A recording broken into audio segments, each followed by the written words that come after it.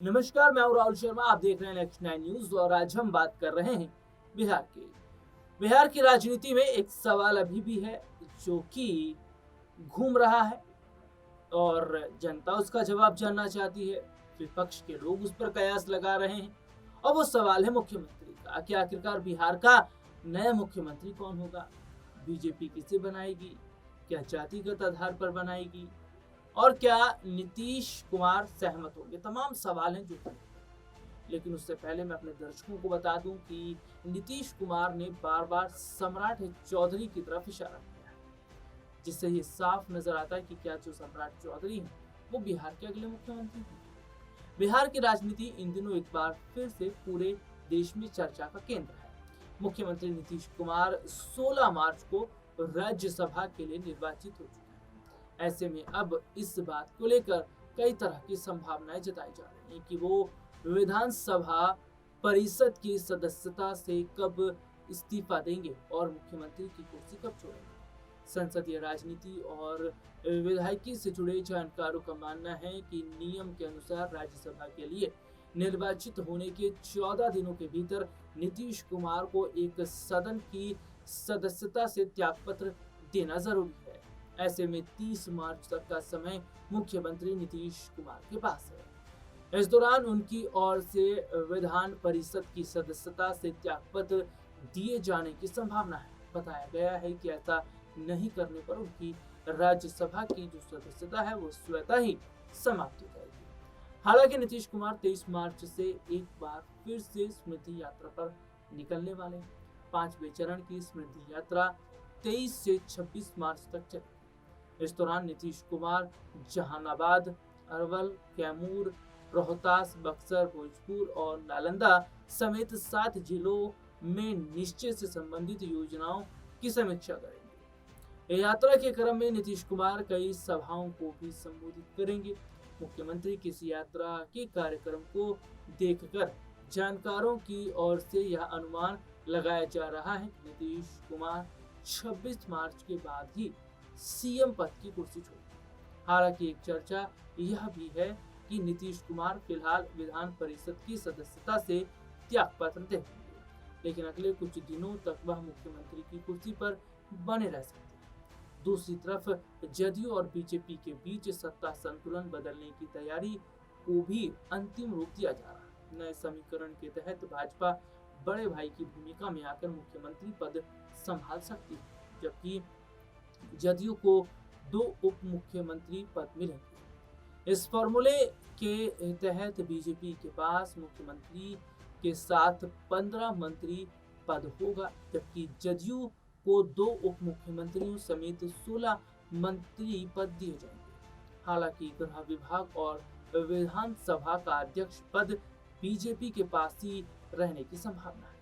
वहीं विधान परिषद के सभापति का जदयू को मिलने की संभावना जताई जा रही है। नई सरकार में नीतीश कुमार के बेटे निशांत कुमार को भी बड़ी जिम्मेदारी मिल सकती है। ऐसी चर्चा है कि जदयू कोटे से निशांत कुमार को उप मुख्यमंत्री बनाया जा सकता है, जबकि दूसरे उप मुख्यमंत्री के रूप में जदयू के किसी वरिष्ठ नेता को जिम्मेदारी दी जाएगी। फिलहाल इस मुद्दे पर एनडीए के सभी नेता विचार विमर्श में जुटे हैं और जल्द ही पूरी तस्वीर साफ होने की संभावना है। हालांकि अपने दर्शकों को बता दें कि बिहार के नए मुख्यमंत्री को लेकर सस्पेंस अभी भी बरकरार है। तस्वीर अभी तक पूरी तरह से साफ नहीं हो पाई है। हालांकि बार बार सम्राट चौधरी की तरफ नीतीश कुमार का इशारा बहुत कुछ बयां करता है। मैं यहाँ पर अगर लवकुश राजनीति की बात करूँ तो लवकुश राजनीति को बहुत हद तक बीजेपी ध्यान में रख रही है। मैं अपने दर्शकों को बताना चाहूँगा कि जैसे पीडीए आप देखिए उत्तर प्रदेश में पिछड़ा, दलित, आदिवासी, ठीक उसी तरीके से लवकुश राजनीति होती है जिसमें बहुत सारी जातियां आती हैं और उन जातियों को बहुत बड़े हद तक यहाँ प्रभावित किया जाता है और उन्हीं में से एक जाति से सम्राट चौधरी आते हैं। हालांकि सम्राट चौधरी को लेकर बीजेपी जल्दबाजी में इतना बड़ा फैसला इसलिए नहीं ले रही है क्योंकि भारतीय जनता पार्टी में ही सम्राट चौधरी को लेकर एक मत नहीं। सम्राट चौधरी से उनके अपने ही लोग पार्टी के खुश नहीं हैं। जिससे ये बताया जा रहा है कि अगर सम्राट चौधरी को बनाया जाता है तो शायद बीजेपी के लिए नुकसान रहेगा, बीजेपी के लिए झटका रहेगा। और एक कहावत भी कही जाती है कि जो दूध का जला होता है वो छाछ भी फूंक फूंक के पीता है।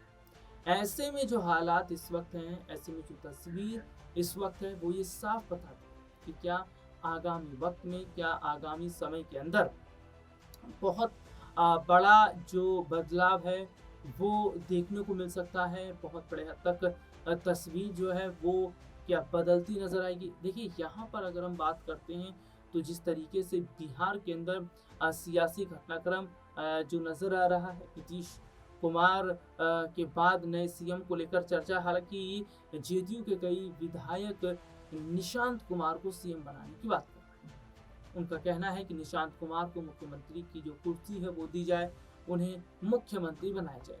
लेकिन शायद निशांत को अभी मुख्यमंत्री बनने के लिए लंबा इंतजार करना पड़ सकता है, क्योंकि इसके पीछे की कई वजह है। निशांत अभी राजनीति में कच्चे हैं, निशांत अभी राजनीति के गुण-दोष को नहीं समझते। निशांत अभी ये नहीं समझ पाते हैं कि राजनीति में क्या फैसले लेने चाहिए या नहीं, यानी कि अभी उनकी ट्रेनिंग होगी।